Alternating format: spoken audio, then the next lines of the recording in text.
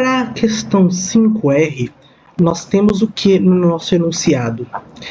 Suponha que f é definida em x cartesiano AB para os números reais e que a função que vai de x até f de tx é quimensurável para cada t pertencente ao intervalo AB.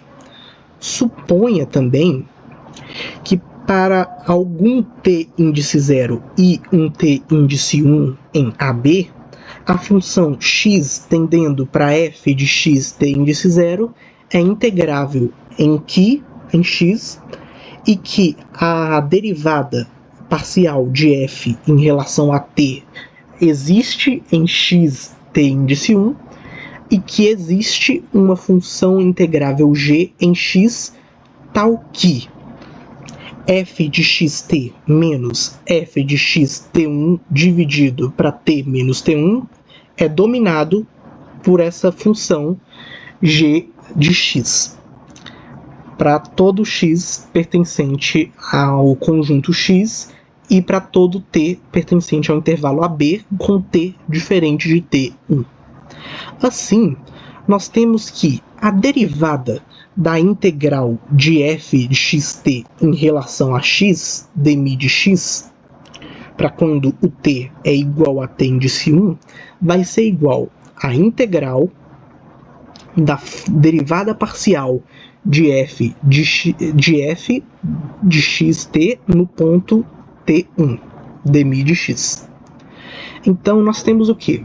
Que a derivada da integral é igual à integral da derivada.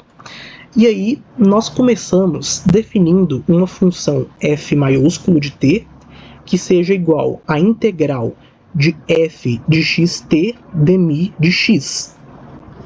Assim, nós temos que f de t1 é igual à integral de f de x t1 dmi de x. Isso pode ser feito porque essa integral ela não é feita sobre t. Então, nós temos que o nosso f maiúsculo de t, em cada ponto t, ele é simplesmente a integral de f de xt nesse ponto t. Então, nós substituímos, nós colocamos esse t1 aqui de fora, aqui dentro. Daí, nós partimos para o quê? Nós temos que a derivada dessa integral, da integral de f de xt dmi de x para t igual a t1, vai ser igual à derivada de f maiúsculo no ponto t1. E isso vai ser igual a quê? Ao limite com t tendendo a t índice 1 de f de t menos f de t1 dividido para t menos t1. E isso vai ser igual ao limite de t tendendo a t1 da integral de f de xt dmi de x menos a integral de f de x t1 dmi de x. Tudo isso dividido para t menos t1.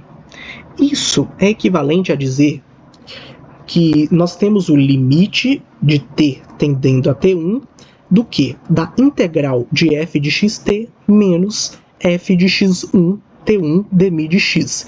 Isso pode ser feito por conta de algumas das propriedades de integral. Quando nós temos a soma de duas integrais de funções mensuráveis, nós podemos mostrar isso como a integral da soma, ou, nesse caso, a integral da diferença entre essas duas funções.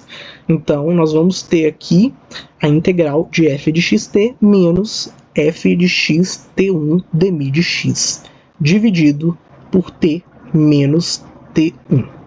E isso é igual ao limite de t tendendo a t1 da integral, o limite com t tendendo a t1 da integral de f de xt menos f de xt1 dividido por t menos t1.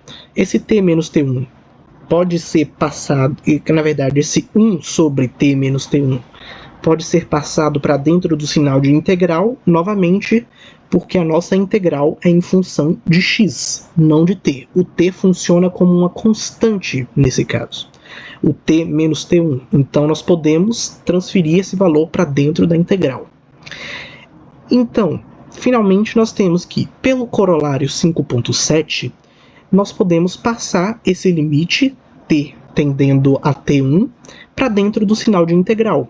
Então, nós vamos ter que o limite de t tendendo a t1 da integral de f de xt menos f de x t1 dividido para t menos t1 dmi de x é igual à integral do limite com t tendendo a t1 de f de xt menos f de x t1 dividido para t menos t1 dmi de x.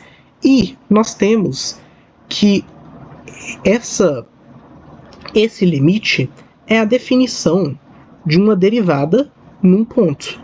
Então, como esse limite vai ser a definição da derivada parcial de f de xt no ponto t1, nós podemos dizer que isso aqui vai ser igual à integral de derivada parcial de f de xt no ponto t1 em relação a t dmi de x, que é exatamente o que nós buscávamos demonstrar a partir do enunciado.